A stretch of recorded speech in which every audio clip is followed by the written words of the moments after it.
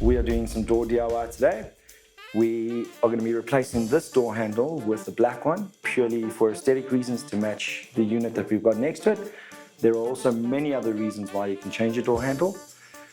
To name a few would be maintenance, replacement, malfunction of a handle, or aesthetic, as what we are going to be doing today. So everything we need tool-wise today is right over here. We'll need a speed square. We got some wood filler, wood glue, screws. We have some toothpicks. We have the screwdriver set. We've got a handle. We've got masking tape. We've got some sandpaper as well.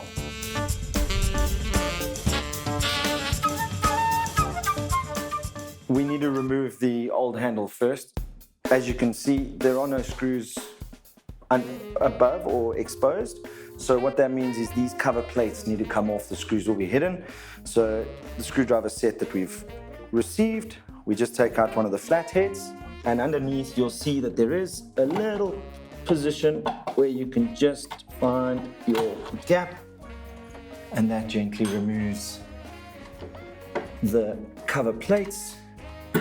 Once the cover plates are off, as you can see, we do have a mix of stars and square bits. So luckily for us, the set that we received from Galmar is a multifunctional set. So I can just take out one of my Phillips screws, my star screws, check that it fits, which it does, and I can now use that to unscrew.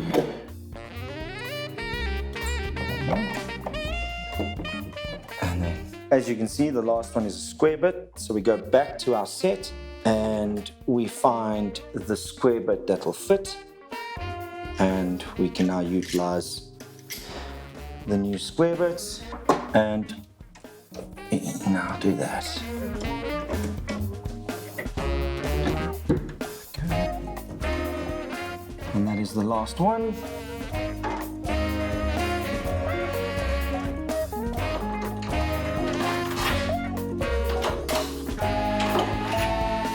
I've noticed that this handle is not going to fit with the piston lock, so we're going to have to remove that, and we're going to just put in a new one, and it's relatively plug and play. It's 2 screws and it just slides in. And just a little tap. There we go.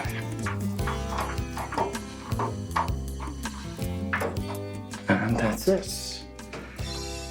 So with the handle now, what we're going to do is we're going to install the back first so that we can at least get access to open and close.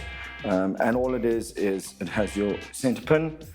We're going to slide it through the lock mechanism, and then it's 4 screws. So you fasten the first one, just get it started.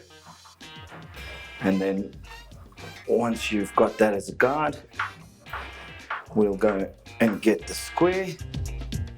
These squares to make sure that we are perfectly parallel to the floor and it looks aesthetically pleasing. I'm happy with that.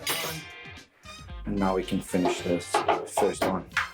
Once that first one's in, your lock can work, can open and close. Now we can just fasten the rest.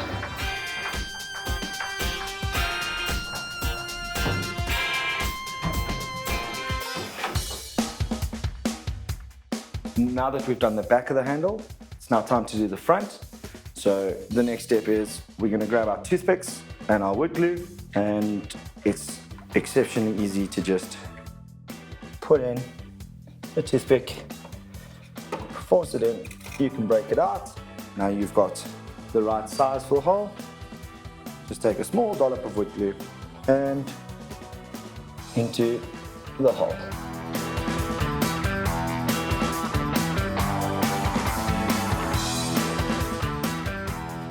Now that we've inserted the toothpicks, we're going to take our sandpaper and we're just going to sand it smooth and prep it. We have a 80 grit sandpaper here. It's quite aggressive on the sanding, which is quite nice. That's what we want, just to smooth out the toothpicks.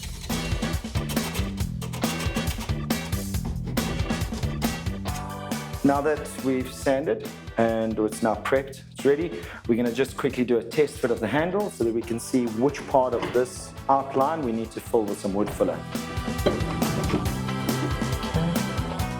So as you can see, we've got a little bit of the exposed timber on the side over there. We're going to take our pencil, make a guide, and we can now remove, and that pencil mark is now a guide of where we need to fill and where we need to paint. Take a little bit and spread it evenly across. Now that the wood filler is dried, we're going to attach the door handle. We're going to use the square to make sure that we are level, and then we're going to be using the screws. So we're going to line ourselves up. I'm happy with that.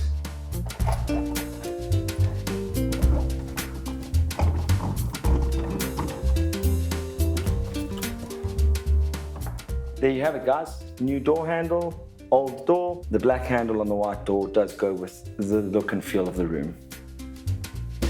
For home renovation and DIY solutions, visit Galma in store or browse online.